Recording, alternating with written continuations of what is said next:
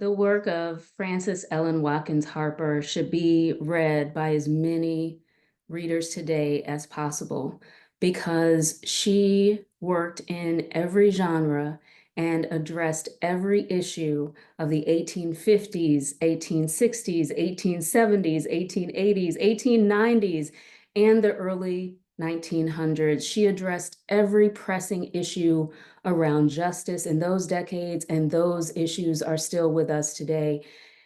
I most want people to understand that Frances Ellen Watkins Harper is someone who understood that even her allies would sometimes treat her with racism and sexism, but she refused to let their low standards for themselves affect the standards that she held herself to, because she was so focused on making this world less hostile for more people.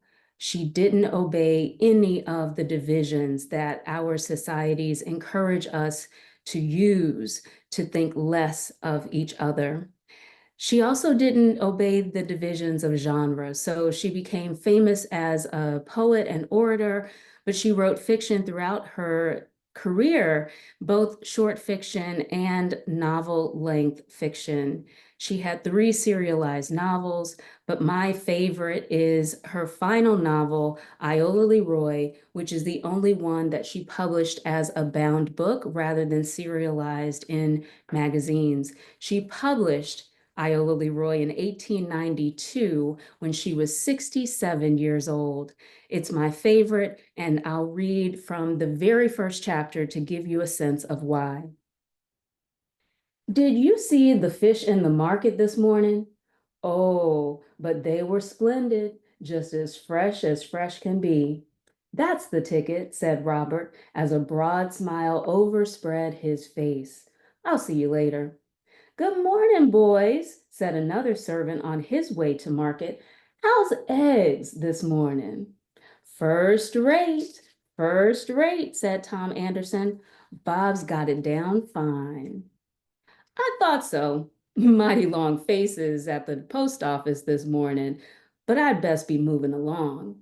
And with a bright smile lighting up his face, he passed on with a quickened tread.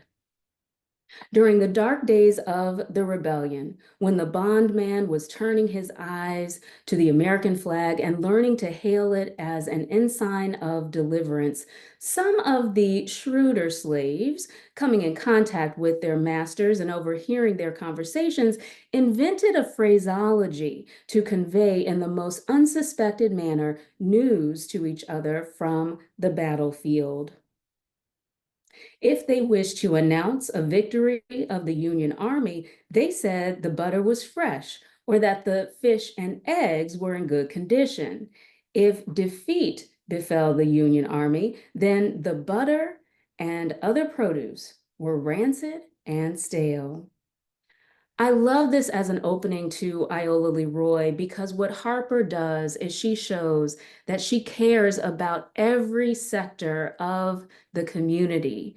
Everyone is taught to devalue enslaved African Americans, but she shows us their intellect, that they created phraseology to communicate unawares. Unawares because the people who had power over them had unjust, violent power over them. So Harper is invested in making sure that her readers come to appreciate the intellect and interior lives of enslaved people whom society would tell everyone to disregard. It is only once you appreciate that community that you're usually taught to disregard that you can be prepared to meet the title character of the book, IOLA LEROY. It is that loving, intelligent community that ushers in IOLA LEROY, and we can follow her story because she was enveloped by these intelligent, oppressed, unjustly oppressed people.